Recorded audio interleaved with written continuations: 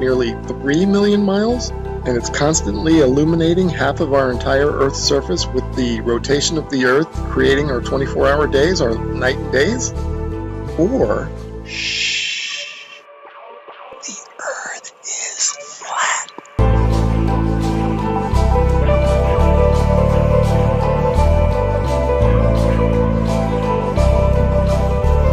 And maybe it's completely still, just like we experience.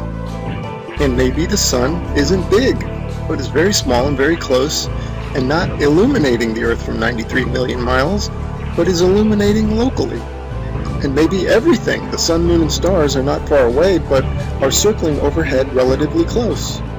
In this video, we're going to explore the latter option, and at the end, we're going to reveal startling evidence through the use of time-lapse photography that the sun cannot possibly be 93 million miles away, but is in fact very close and is illuminating locally as it traverses our flat Earth. Oh man, and watch how this sun comes at you. Boom! I mean, come on. And that's all perspective. If you look at jet trails, Google Images, you'll see them. They start out low at the horizon, they come up overhead. Look at that thing. They come up overhead and then they go down to the horizon. Perfectly explains what the sun would do. Here it is going overhead. I love time lapse. And look at this. You can't go out and look at the sun. You can't see this stuff, except that it's on, time lapse like this. It's incredible. Now watch this thing. It's sweeping. The sun over flat Earth is doing a big circle, right? Look at this thing. See it sweeping to the right. It's like a lefty bowler. Just toss that down the alley, and there it goes, hooking into the pocket.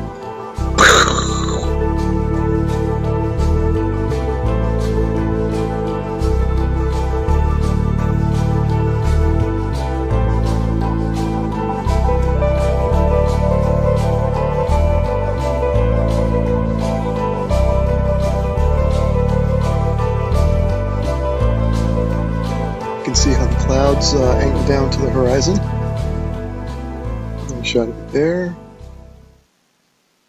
That's exactly how the sun would do on flat Earth. Okay, back to the Copernican principle, and this is what they tell us. The sun is 93 million miles away.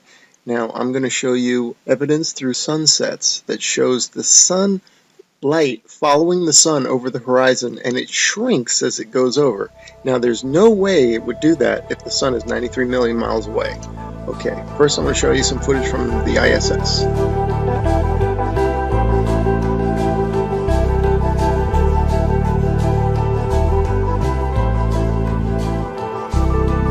Okay, now watch this animation. Watch this sunset.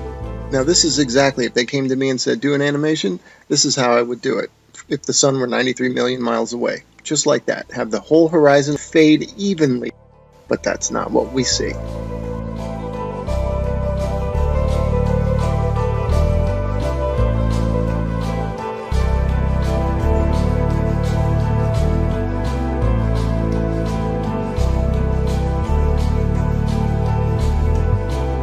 Okay, wow, look at that. Look how the light lifts off the ground like a big wedge, or like lifting up a sheet of paper.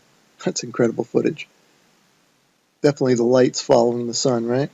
Okay, next I'm going to show you how a sun that is circling over the Earth, that creates the horizontal aspect of the sun. If you combine that with perspective, which creates the up and down of the sun, the rising and the setting, you get the 23.5 degree tilt that they talk about. It's nothing but perspective and the circling sun.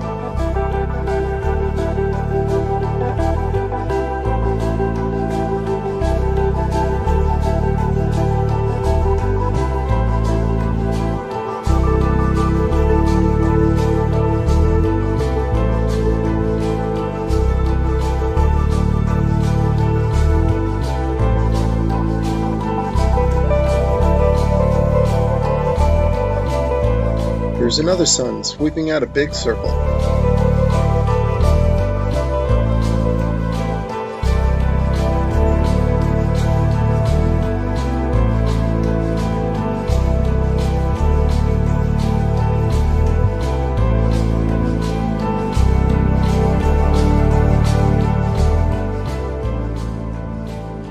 Okay, here Here's a phenomenon that you might be wondering, how in the heck do you explain this on a flat Earth?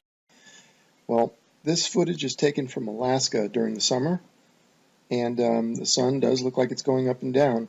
The reason it's doing that is that this town in Alaska is not in the center of the sun's circular circuit. In other words, the sun is making a big circle, and the town is not in the center of that circle. So the sun will be closer and further from the viewer with the camera. That will cause it to go higher and lower, and also maybe even bigger and smaller.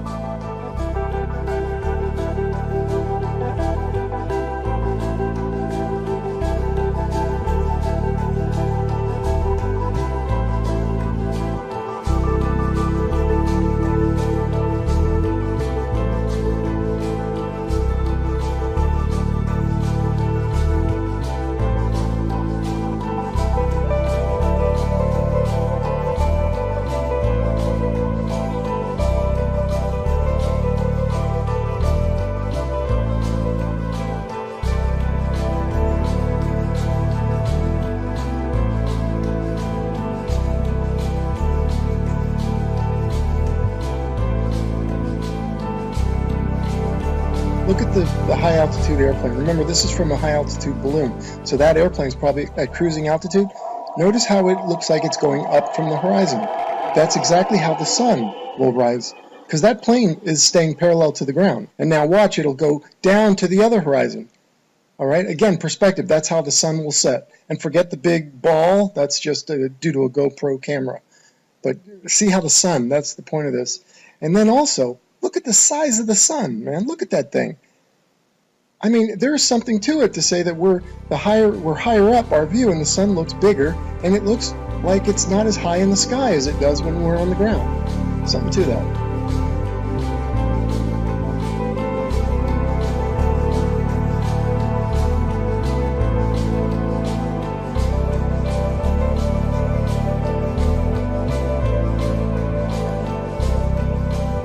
Let's explore this notion a bit further, that the sun looks bigger when filmed from higher up. The next 3 slides, I'm going to do a comparison, a side by side. The one on the left, the camera is above the clouds. The camera on the right is ground level.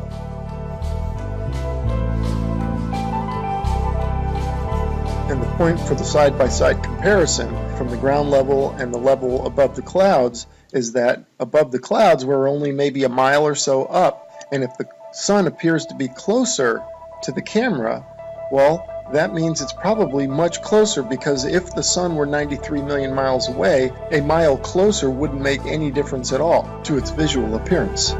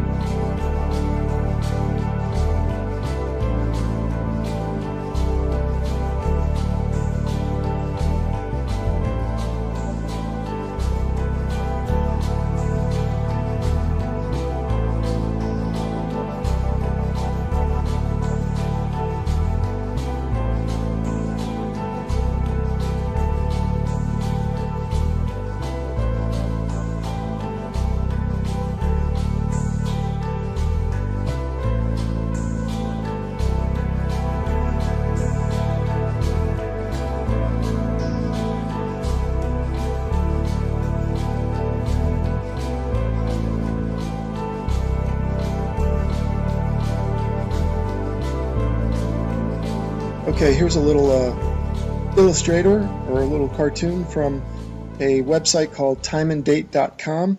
It's really funny that they would have a perfect illustration of a sun rising and setting on a flat Earth due to perspective. You'll notice that it rises from below the horizon. and sets below the horizon. Now you might be saying, well, how is that possible? I can see now you're saying that it rises and lowers due to perspective, but how does it disappear below the horizon? Well, I got a theory about that. Because of the fact that all parallel lines and planes converge at your eye level horizon, this is according to the perspective, I'm not making this up. If in fact, and they do, they converge at your eye level horizon visually, then it makes sense that after that point they diverge, meaning they then separate. So the sun would continue on a downward track.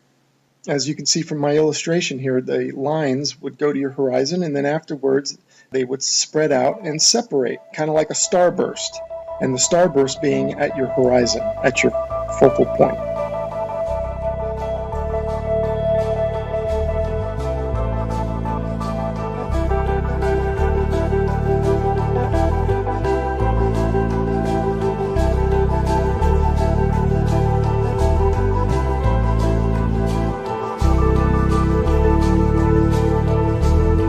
Anyway, without further ado, we're going to start talking about, and I'm going to start showing you the time lapse of the sunsets that I'm talking about that clearly show the sun is close and illuminating locally. Here we go. All right, and here are a couple of time-lapse sunsets, and just like the sunrises at the beginning of this video where you could see the sun coming at you, not maintaining any 93 million mile distance, here you can also see the sun moving away, and it's clearly not due to the rotation of the Earth and a sun that's maintaining 93 million miles away, but the sun is moving over the Earth and moving away from you.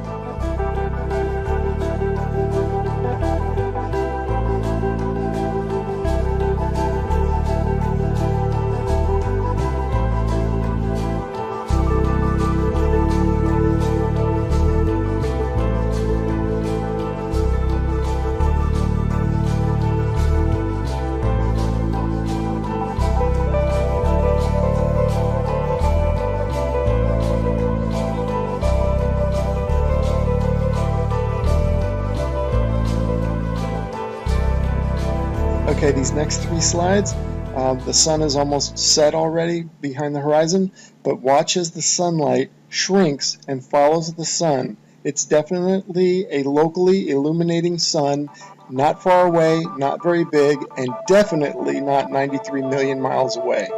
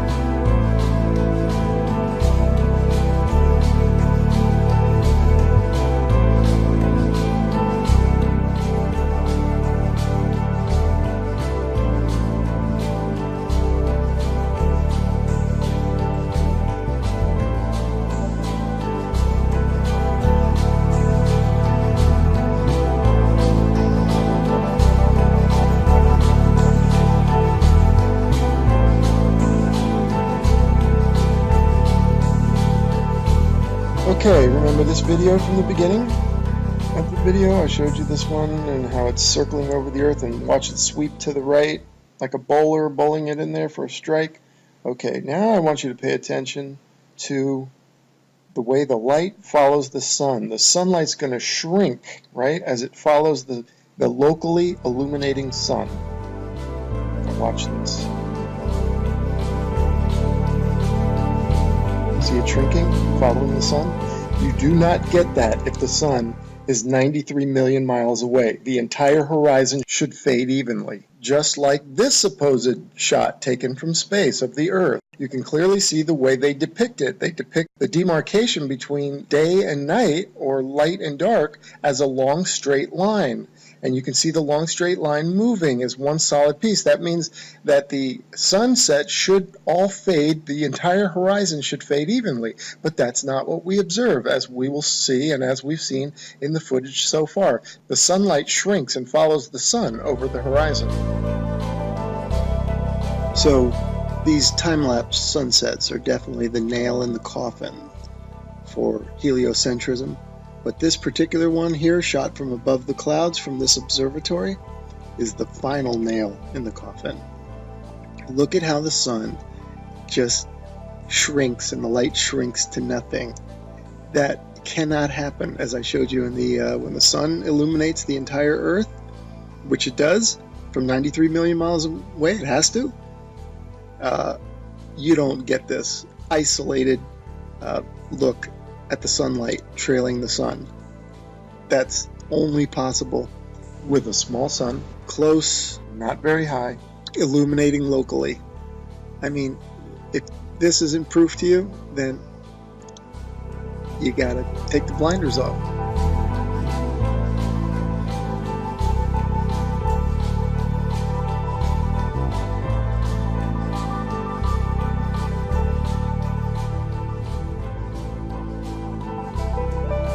Okay, and finally I want to show you some examples of local illumination, or a city in the background. This is from Grand Canyon National Park. You can see Las Vegas is one.